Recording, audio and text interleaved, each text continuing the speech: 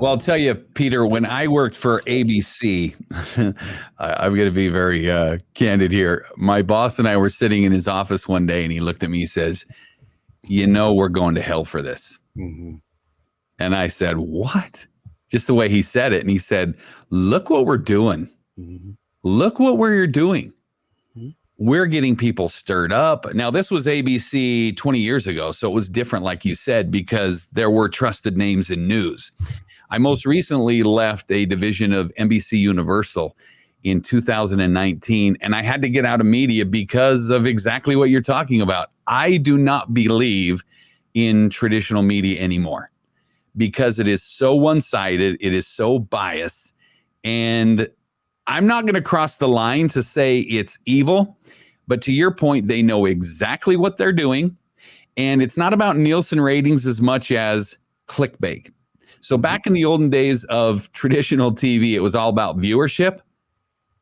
Traditional television viewership and radio and all that is in the toilet.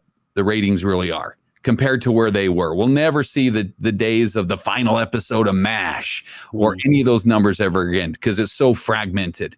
So it's all about what you're talking about, fear.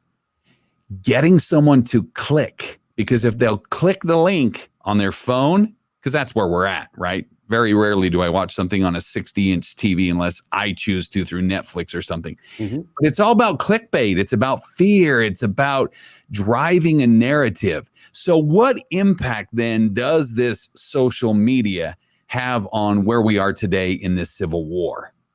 So when I say media, I'm being very broad and generalizing, and there is good quality media out there, and there also is the bad media. And so bad media, we know it's bad because they're vilifying other Americans. They're demonizing, slandering, and ratcheting up the fear centers of our brains. So what it turns out is that both fear and outrage is addictive. And so there are people who are literally addicted to watching cable news. And so as I make this suggestion, notice your reaction. Stop watching all cable news. And if you have a visceral reaction to that, like, no, I can't be uninformed, they've got you. Their hooks are in you. So much of cable news, if not all of cable news, is outrage-driven. It's an outrage-driven advertising machine. Absolutely. All for what we're talking about. Viewership, which equates to advertising dollars. And they've had to change the model. They have completely had to change the model to make it work economically for these news outlets. And what's really kind of disheartening today is that 90% of all media is controlled from 5 to 7 companies. If people knew that all of the media is really, really driven by just a few companies, I think they would be unpleasantly surprised of who holds the monopoly on the information. And so to that point, misinformation. Yeah. I saw recently an article, and I won't say who, but somebody called out Mark Zuckerberg and actually called him an enemy of the state because of what he's done with Facebook. And whenever something is created for good, there's the flip side of that can be used for bad. How influential has all this social media been on us the last few years? Yeah, it's a great question. And I spent about a third of my book talking about social media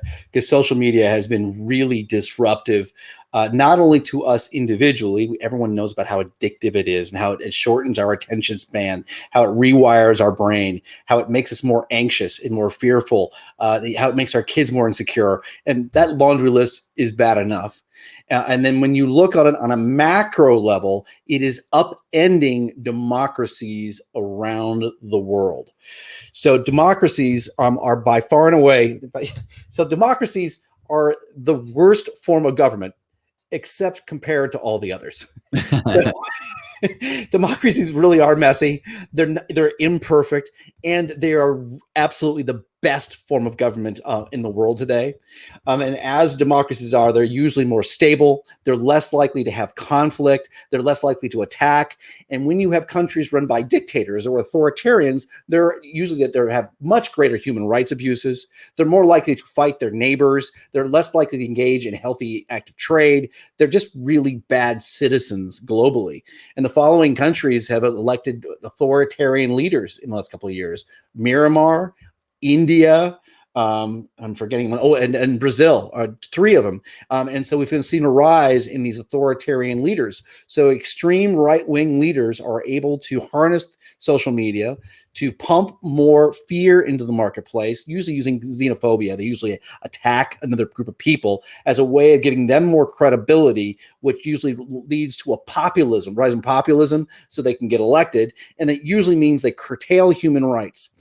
In addition to that, it usually means violence. So they elected an authoritarian leader in Myanmar due to Facebook.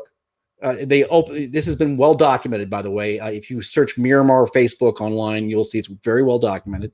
And 24,000 people were slaughtered via genocide in Myanmar.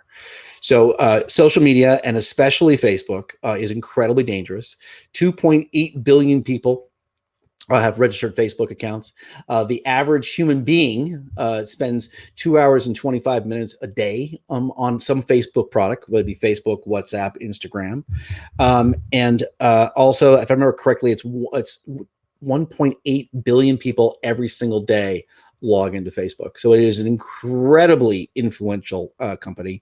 It's the fifth largest company in the world, and they have near monopolistic powers in what they can do. And they certainly know that there are bots, trolls, misinformation. They could stop it at any time they choose, but they don't, because those things pump up the algorithms, which keep people more addicted to the network. So I would not disagree with the characterization you made at the beginning of that question.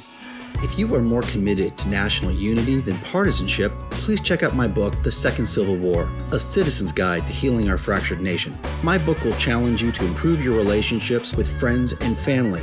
Click the link in the description below.